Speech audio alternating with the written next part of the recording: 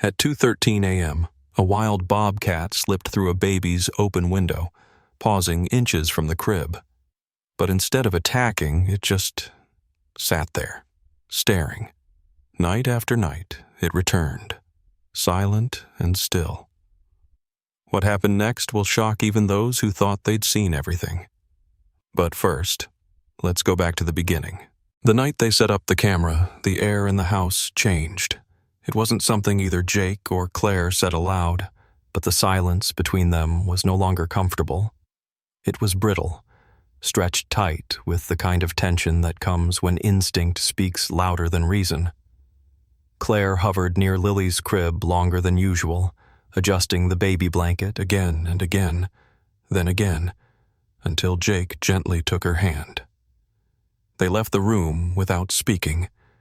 The monitor sat on the kitchen counter, its soft green glow a sickly beacon in the dark. Jake barely blinked. He knew these woods. He'd tracked cougars, bears, even the occasional mountain wolf pack from behind a telephoto lens. He had seen the way the forest watched back. And tonight, that same weight pressed on his spine. At precisely 2:13 a.m., the motion alert blinked red. The image was grainy, black and white, distorted by the low light, but unmistakable. A shape moved at the edge of the frame. It slinked low, like it didn't want to be seen, but the fluidity of its motion was too precise, too intentional to be random. Then, two eyes flashed white from the infrared, reflected light, unblinking. Jake leaned forward. His breath caught in his throat. The animal stepped into full view of the camera. It was a bobcat, thin but muscular, with tufted ears and a narrow face that looked almost spectral in the camera's monochrome haze. It moved slowly, silently, past the crib, not toward the child, around it. The bobcat paused, then lifted its front paws gently onto the base of the crib rail. Its nose came inches from the wooden slats. It didn't snarl, didn't paw or sniff for weakness. It just stood there, watching. Claire had come in from the hallway behind Jake. Her hand flew to her mouth when she saw the screen. "Is it stalking her?" Jake shook his head slowly, but he wasn't sure if it was denial or calculation. His eyes remained fixed on the animal's posture, on the lack of aggression in its stance. The cat seemed calm, intent, but not threatening. And then, as smoothly as it had come, the bobcat dropped to the floor and melted back into the shadows beyond the window. Nothing was taken. Nothing was harmed, but everything had changed. Claire rewound the clip 3 times, unable to tear her eyes from the screen. Each time her breath caught at the same moment. The gentle creak of the window hinge, the bobcat's sinuous silhouette slipping inside like smoke. It was the kind of movement that triggered a primal instinct in every parent. Her daughter was asleep. A predator was in the room. That equation had only one possible answer. And yet, nothing happened. The animal didn't pace, didn't sniff around the crib or prowl like a hunter testing defenses. It simply walked in with eerie purpose, almost reverence. When it pressed its face against the wooden slats of the crib, its nose barely touched the corner of Lily's blanket. No sound escaped it, no tail twitch. It just sat, not like a beast sizing up prey, more like a sentry or a mourner. 7 full minutes passed in that footage. Claire timed it.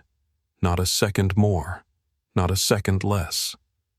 At the 7th minute, as if governed by some internal metronome, the bobcat stood, turned without haste, and exited through the same open window, never once glancing back. The silence that followed in their kitchen was suffocating. Even their dog, Ranger, who normally barked at the sound of a squirrel outside, remained curled in a tight ball by the back door, his ears pinned flat, his chest rumbling with the quiet hum of unease. "I'm calling wildlife control," Claire said, her voice sharp with the authority of fear. "That thing could have killed her." Jake didn't answer at first. His eyes hadn't left the paused frame of the bobcat's face, frozen in time just inches from their child. It didn't look like a hunter. It looked haunted. "Jake," Claire snapped. "Say something." He leaned back, exhaling slowly. "If it wanted to hurt her, Claire, it could have. That cat wasn't stalking. It was watching." Her hand clenched into a fist around the baby monitor. "Then why was it here?" Jake stared at the screen, his mind racing. He'd spent his life photographing predators, waiting days in hides just to catch one good frame of an animal in the wild. This one had walked into their child's room, unprovoked. The question lingered between them like smoke after a fire. Why was it coming at all, and why did it look like it already knew her? The old journal lay open across the kitchen table, its pages curled and coffee-stained from years in the field. Jake's penmanship was hurried but precise, every line a time-stamp of wildlife he'd encountered over the past decade. He flipped through entries with mechanical speed until he reached a sketch from 11 months ago.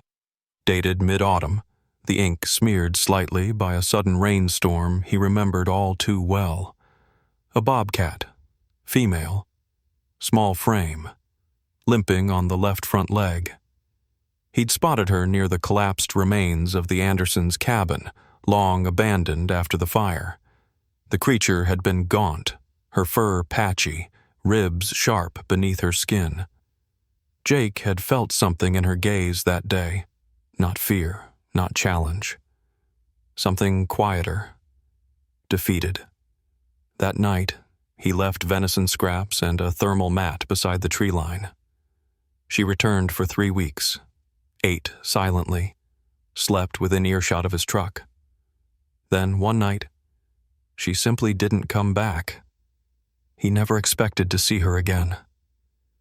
Now, staring at the footage, at the deliberate posture, the pause, the slight favoring of her front leg, Jake felt the truth settle into his chest like a weight too old to lift.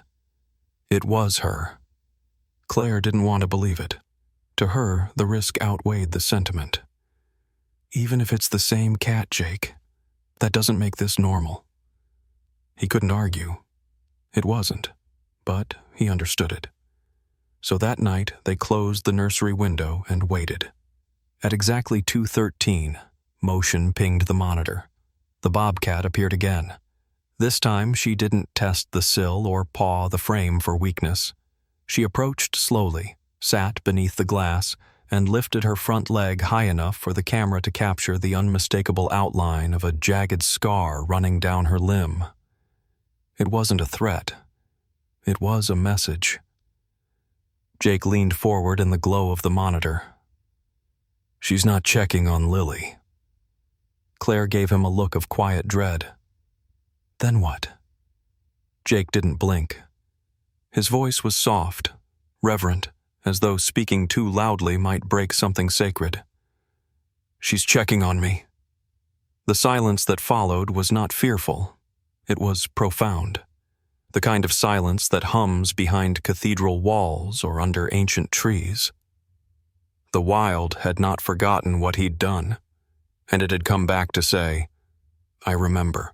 Jake built the perch with his own hands one slow afternoon while Lily napped and the air buzzed faintly with cicadas. He didn't tell Claire until it was done.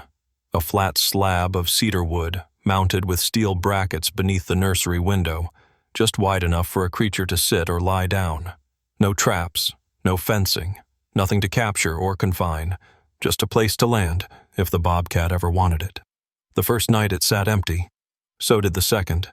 But on the third, at 2:13 a.m. sharp, the motion alert blinked, and there she was, perched in the moonlight like a statue carved from dusk.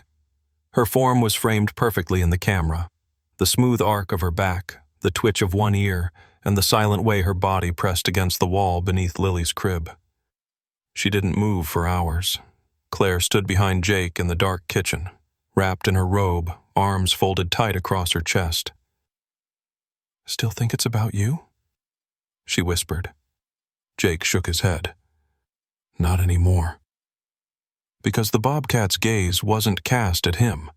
It was turned upward, always, toward the window, toward the invisible child just feet away, separated by glass and trust. Night after night, the visits continued. Rain didn't stop her. Wind didn't deter her. Each night, she arrived and settled like clockwork, silent and still, then disappeared again before dawn like a secret never meant to be caught. Ranger, their dog, had long since stopped barking. Instead, he'd sit on the stair landing, watching from a distance, tail thumping quietly when she came. Neighbors caught wind of the story through whispers and shared texts. One photograph, taken through the window with Jake's long lens, Lily sleeping peacefully while the bobcat sat just outside, spread faster than either of them expected. News outlets picked it up, labeling it everything from miraculous to concerning. But none of that changed the truth.